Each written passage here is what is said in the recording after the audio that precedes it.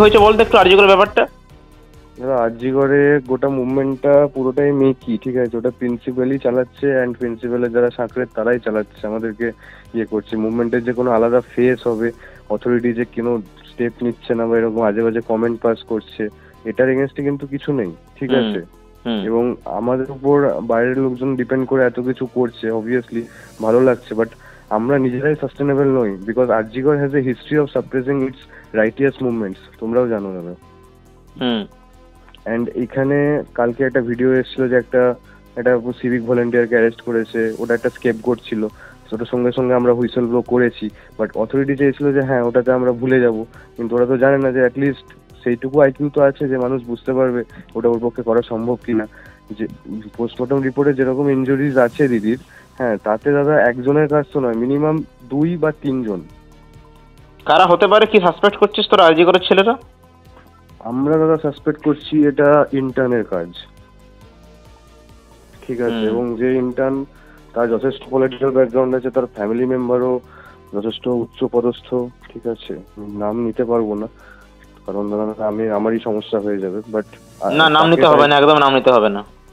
না দাদা সেটাই, এবং তাকে প্রোটেকশন দেওয়ার জন্যই মানে খারাপ লাগছে ভাবতে যে আমার ব্যাচমেটই এরকম করতে পারে, এবং কলেজ অথরিটি এতটা নির্লজ্জ যে তাকে সেফগার্ড করার জন্য এত কটা গেমস খেলা হচ্ছে। গোটা মুভমেন্টটা আমাদের কলেজ অথরিটি রান করছে, ঠিক আছে? একটা যদি খারাপ টাইমে তোমার পাশে কেউ এসে দাঁড়ায়, জাস্ট এটা মেয়ে কি করছে, এবং সে যখন ছড়ে যায় না, পুরো সবকিছু ভেঙে পড়ে যায়। সেটাই হবে কাল বা পরশুর অপেক্ষা জাস্ট।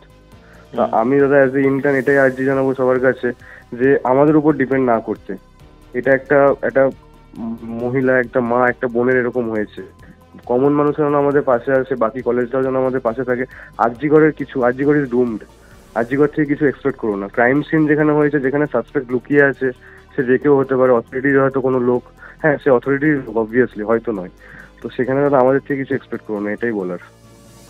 তোমাদের সাথে দাদা অনেক দিনের সম্পর্ক, এইটুকু দাদা বলছি, আমাদের উপর কোনো এক্সপেকটেশন রাখো না, তোমাদের মতো করে যাও, আমাদের কোনো কথাও শুনো না। মানে তোমাদের পিজিটি আজকে এসেছিল, খুব ভালো লেগেছিল যে দাদা এসছে, তো আমাদের ছেলেপিলেরাই মানে সাইড থেকে করে দিয়েছে কাজকর্ম, হাত তুলেছে, পুলিশটাও সেখানে ইয়ে করেছে।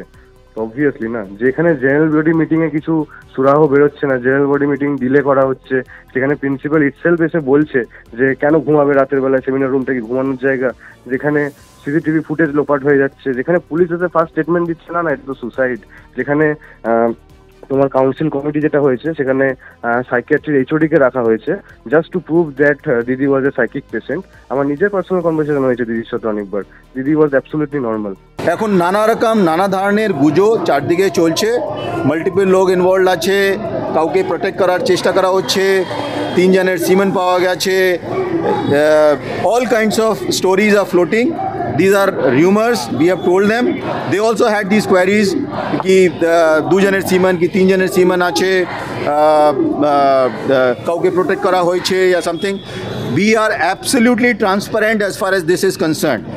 যদি কারো কোনো কোয়েরি থাকে আমাদের কাছে যোগাযোগ করতে পারে।